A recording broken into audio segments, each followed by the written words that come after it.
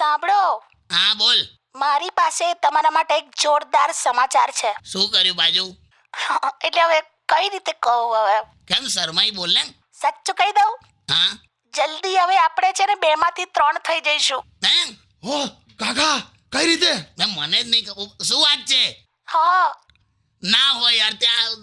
અરે વાહ યાર. પણ આખું આ કઈ રીતે પણ હવે?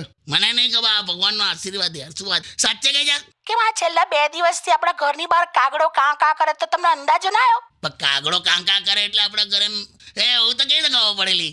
તમે ખુશ છો ને? બહુ જ લી બહુ. ક્યાં વાત હે? મને એટલી ખુશી થઈ રહી છે ને કે તમે આટલા ખુશ છો. તો હોય જ ને યાર. બાકી મને નહોતું લાગતું કે મારી મમ્મી આપણી જોડે રહેવા આવશે, એમાં તમે આટલું ખુશ થશો. હે? કોણ આવે છે?